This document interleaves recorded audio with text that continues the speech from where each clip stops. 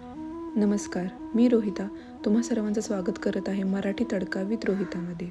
आपल्याला तर माहितीच आहे, महाराष्ट्रात घरोघरी सणासुदीला कोणतंही शुभकार्य असो किंवा पूजा असो, शिरा हा बनवलाच जातो. तर आज मी या शिऱ्यासाठी 1 वाटी याप्रमाणे प्रमाण घेत आहे. म्हणजेच 1 वाटी साजूक तूप, 1 वाटी भाजलेला रवा, 1 वाटी साखर आणि 2 वाटी गरम दूध. इथं मी 1 वाटी तुपामध्ये 1 वाटी रवा जो की भाजलेला आहे आधीच तुपामध्ये. जर तुमच्याकडे भाजलेला रवा नसेल किंवा भाजला नसेल आधीच, तर मात्र तुम्ही तुपामध्ये जास्त वेळ खमंग असा रवा भाजून घ्यायचा. त्याशिवाय शिऱ्याला चव येत नाही. इथे मी आधीच भाजलेला आहे त्याच्यामुळे थोडंफार परतून घेते. नंतर याच्यामध्ये थोडे बारीक चिरलेले ड्रायफ्रूट्स ॲड करत आहे. काजू, बदाम वगैरे.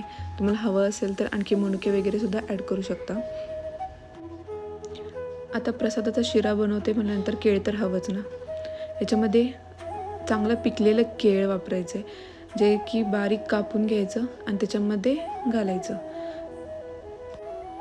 नंतर केळ रव्यामध्ये छान असं परतून घ्यायचं आणि एकजीव करून घ्यायचं रवा आणि केळ. नंतर त्याच्यामध्ये 2 वाटी गरम दूध घातलेलं आहे मी. तर इथं जर तुम्हाला दुधाऐवजी थोडं पाणी वापरायचं असेल तर दुधामध्ये पाणी मिक्स करून घालू शकता. तुम्हाला जर फ्लेवर द्यायचा असेल तर याच्यामध्ये थोडीशी वेलची पावडरसुद्धा वापरू शकता, जेणे की याला थोडासा फ्लेवर येईल. तुम्ही बघू शकता इथं दुधामध्ये छान असा रवा शिजलेला आहे. नंतर याच्यामध्ये मी 1 वाटी साखर वापरणार आहे. जर तुम्हाला कमी जास्त गोड जसं हवं आहे तशा प्रमाणे तुम्ही क्वांटिटी साखरेची कमी जास्त करू शकता. साखरेमुळे इथं रव्याला पाणी सुटेल.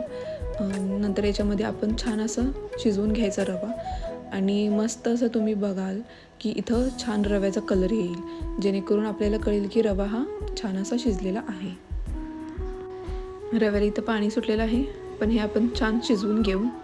तुम्ही बघू शकता इथं रवा छान शिजलेला आहे आणि आपला साजूक तुपातला प्रसादाचा शिरा हा तयार आहे. तर मला नक्की सांगा कॉमेंट करून रेसिपी कशी वाटली आणि लाईक, शेअर अँड सबस्क्राईब करायला विसरू नका.